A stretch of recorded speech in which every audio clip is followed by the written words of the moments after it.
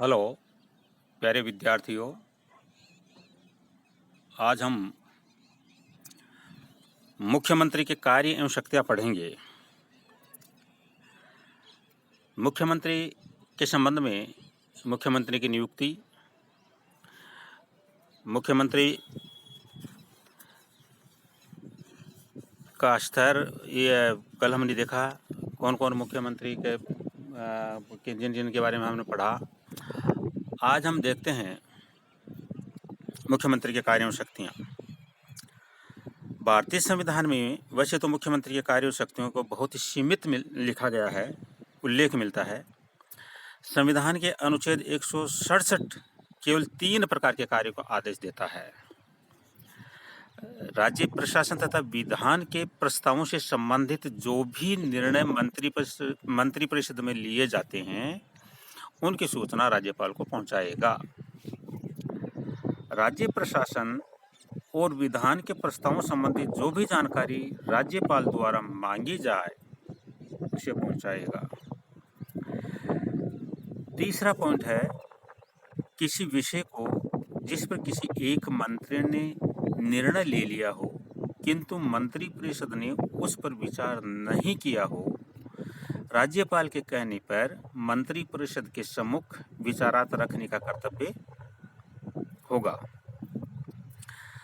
हमारे यहाँ भारत में संसदीय शासन व्यवस्था होने के कारण राज्य प्रशासन में मुख्यमंत्री की स्थिति बहुत ही महत्वपूर्ण है।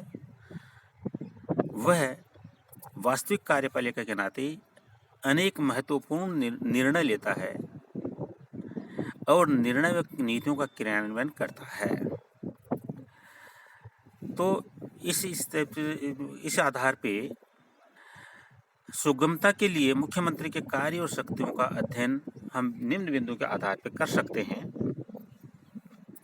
पहला पॉइंट है, कार्यपालिका संबंधी कार्य एवं शक्तियाँ। वास्तविक कार्यपालिका के प्रमुख होने के नाते राज्यपाल की सविवेक शक्तियों को छोड़कर संपूर्ण कार्यपालिका शक्तियों का उपयोग सही अर्थों में मुख्यमंत्री स्वयं ही करता है।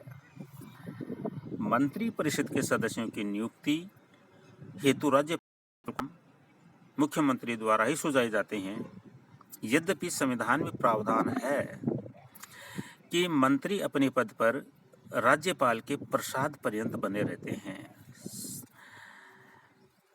जबकि संसदीय प्रणाली होने के कारण मुख्यमंत्री के प्रसाद पर्यंत मंत्रिपरिषद का गठन, मंत्रियों के मध्य विभागों का वितरण, मंत्री परिषद का पुनर्गठन, विघटन आदि मुख्यमंत्री के सविवेक के क्षेत्र में आते हैं। मंत्रिपरिषद का अध्यक्ष होने के नाते मुख्यमंत्री कुछ दैनिक प्रवृत्ति के कार्य हैं, जैसे मंत्रिमंडल की बैठक की तिथि, समय और स्थान निश्चित करना, बैठकों की कार्यसूची पर नियंत्रण रखना, बैठकों की अध्यक्षता करना, बैठकों में होने वाले विचार विमर्श को सही दिशा देना। राज्यपाल के द्वारा होने वाली संपूर्ण नियुक्तियां, जैसे राजस्थान लोक सेवा आयोग के अध्यक्ष और सदस्य, राज्य का महाधिवक्ता, विश्वविद्यालयों के कुलपति आदि मुख्यमंत्री के परामर्श के अनुसार की जाती है। राष्ट्रपति द्वारा उच्च न्यायालय में की जाने वाली नियुक्तियों के विषय में सही अर्थों में राज्यपाल के माध्यम से मुख्यमंत्री ही परामर्श देता है।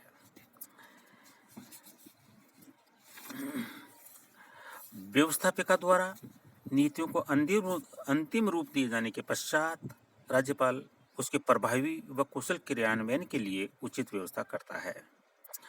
मुख्यमंत्री राज्य प्रशासन और राज्यपाल के मध्य महत्वपूर्ण कड़ी है। संपूर्ण प्रशासन में समन्वय स्थापित करना उसका प्रमुख दायित्व है। दूसरा पॉइंट है, व्यवस्थापिका संबंधी कार्य। मुख्यमंत्री किसी भी विषय पर व्यवस्थापिका के सम्मुख रखने से पूर्व उसे अंतिम रूप देता है। राज्यपाल द्वारा विधानमंडल के सम्मुख दिए जाने वाले अभिभाषण को तैयार करवाता है। एक और वह व्यवस्थापिका और राज्यपाल तथा दूसरी ओर व्यवस्थापिका और मंत्री परिषद के मध्य कड़ी का काम करता है। राज्य विधानमंडल में राज्यपाल द्वारा की जाने वाली नामजदगी मुख्यमंत्री के परामर्श से ही की जाती है। विधानसभा में रखे जाने वाले प्रस्ताव या विधेयक पर मुख्यमंत्री की पूर्वानुमति आवश्यक है। विभिन्न मंत्री विधानमंडल में बोलते समय मुख्यमंत्री द्वारा दिए गए निर्देशों को ध्यान रखते हैं। जब कोई मंत्री विधानमंडल के सम्मुख कठिनाई में होता है तो मुख्यमंत्री उसकी सहायतार्थ आगे आता है। वह व्यवस्थापिका का सत्र आमंत्रित करने, स्थगित करने और विधानसभा भंग करने की सलाह दे सकता है। विधानमंडल के सत्र में नहीं होने पर आवश्यक जान पड़े तो मुख्यमंत्री किसी विषय पर राज्यपाल को अध्यादेश जारी करने को कह सकता है। अध्यादेश वापस लेने या उसे विधि का रूप देने के लिए विधानमंडल के सम्मुख रखने के विषय में वह अंतिम निर्णय लेता है। प्रतिवर्ष राज्य का वार्षिक बजट तैयार करवाकर विधानमंडल द्वारा उसे स्वीकृत करवाना उसका प्रमुख दायित्व है। नेक्स्ट पॉइंट है न्यायिक कार्य। संसदीय व्यवस्था होने के कारण मुख्यमंत्री कुछ न्यायिक दायित्वों का निर्वाह भी करता है। राज्य कानून के उल्लंघन पर दंडित व्यक्ति को सजा कम कर सकता है, सजा पर रोक लगा सकता है, सजा बदल सकता है और सजा पूर्णतः माफ कर सकता है। ऐसा वह राज्यपाल के माध्यम से कर सकता है। राज्य के उच्च न्यायालय में न्यायाधीशों की नियुक्ति से पूर्व राष्ट्रपति द्वारा जिस समय राज्यपाल से परामर्श किया जाता है तो वास्तविक स्थिति यह है कि परामर्श मुख्यमंत्री द्वारा ही किया जाता है। नेक्स्ट पॉइंट है प्रशासनिक कार्य। वास्तविक राजनीतिक कार्यपालिका के प्रमुख होने के नाते मुख्यमंत्री का यह प्रथम दायित्व है कि वह राज्य प्रशासन में समन्वय बनाए रखे और उसका पर्यवेक्षण करे। उच्च अधिकारियों की नियुक्ति, पदोन्नति, स्थानांतरण, अनुशासनात्मक कार्यवाही आदि पर मुख्यमंत्री निकट से दृष्टि रखता है। राज्य सचिवालय का मुख्य सचिव, जो कि राज्य प्रशासन का शीर्ष अधिकारी है, मुख्यमंत्री का विश्वास पात्र अधिकारी होता है। मुख्य सचिव मंत्रिमंडल की बैठक में भाग लेता है तथा नीति निर्धारण और उसके क्रियान्वयन को व्यवहारिकता दिलाता है।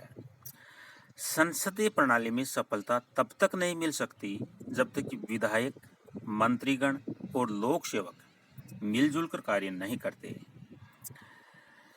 राज्य नीतियों का निर्माण करना सैद्धांतिक रूप में व्यवस्थापिका का दायित्व है, लेकिन संसदीय व्यवस्था में व्यवहार में यह कार्य कार्यपालिका द्वारा किया जाता है। कार्यपालिका यह दायित्व बिना लोक सेवा के सहयोग से संपन्न नहीं कर सकते। मुख्यमंत्री मुख्य सचिव के माध्यम से राज्य प्रशासन को चुस्त बनाए रखता है। मुख्य सचिव प्रशासन में समन्वय स्थापित करने में महत्वपूर्ण भूमिका अदा करता है। मुख्यमंत्री प्रशासन का नैतिक स्तर बनाए रखने के लिए भी जिम्मेदार होता है।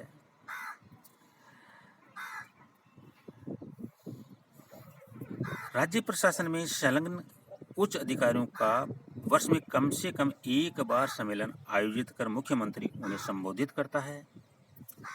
मुख्यमंत्री इस सम्मेलन की अध्यक्षता करता है। कुशल राज्य प्रशासन की दृष्टि से यह आवश्यक है कि मुख्यमंत्री स्वयं संपूर्ण नीतियां और कार्यक्रम तय करें, उनकी प्राथमिकताओं का क्रम निश्चित करें, दिशा निर्देश सहित क्रियान्वयन हेतु लोक सेवकों पर छोड़ दें।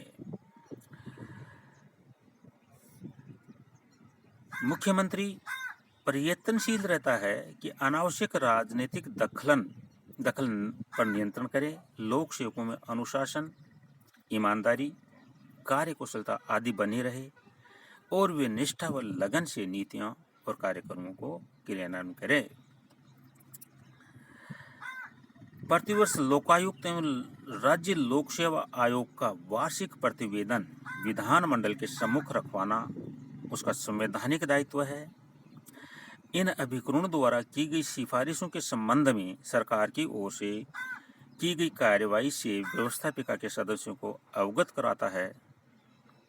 जिन विषयों में इन संस्थाओं की सिफारिशों को सरकार द्वारा अमान्य किया गया, उनके बारे में उसे संतोषप्रद जवाब देना होता है। मुख्यमंत्री की वास्तविक स्थिति। संविधान के अतिरिक्त अनेक तत्व हैं जिनका मुख्यमंत्री की राज्य प्रशासन में स्थिति, कार्य, शक्तियों आदि पर बहुत प्रभाव पड़ता है। जैसे मुख्यमंत्री के उस राज्य के राज्यपाल से कैसे संबंध हैं, उसकी राजनीतिक दल में स्थिति कैसी है, क्या केंद्र में वही सत्ता में है, वही दल सत्ता में है जिससे वह स्वयं संबंधित है, उसके गुट की राजनीतिक दल में स्थिति कैसी है। इस प्रकार अनेक राजनीतिक तत्व मिलकर किसी मुख्यमंत्री की वास्तविक स्थिति को निर्धारण करते हैं। इन तत्वों के प्रभाव में स्थिरता और एकरूपता नहीं रहती, अतः आवश्यक नहीं है कि किसी मुख्यमंत्री की स्थिति सदैव एक जैसी रहे। राजनीतिक परिस्थितियों में परिवर्तन के साथ साथ मुख्यमंत्री की स्थिति में यदि परिवर्तन हो जाए तो आश्चर्य नहीं होना चाहिए। अभी पिछले दिनों में हम लोगों ने देखा राजस्थान सरकार में मुख्यमंत्री श्रीमान अशोक जी गहलोत के नेतृत्व में सरकार बनी हुई है राजस्थान में। लेकिन राजस्थान में कांग्रेस सरकार के ही जो उप मुख्यमंत्री रहे हैं श्रीमान सचिन पायलट जी, उन्होंने मुख्यमंत्री की कार्यशैली को लेकर प्रश्न उठाए और वो अपनी नाराजगी व्यक्त करते हुए कांग्रेस के जो मुख्य नेता हैं उनको अपनी बात बताई। एक बार सरकार की स्थिति थोड़ी सी असमंजस की रही, अब वापस विधानसभा में अपना बहुमत सिद्ध करके विश्वास मत पारित करके सरकार की स्थिति मजबूत हुई है। तो इस प्रकार वर्तमान मुख्यमंत्री श्रीमान अशोक जी गहलोत के नेतृत्व में पुनः सरकार मजबूत की स्थिति में है, अपना कुशल नेतृत्व का परिचय दिया। तो इस प्रकार हम कह सकते हैं कि मुख्यमंत्री की स्थिति विभिन्न कारकों पर निर्भर करती है। धन्यवाद।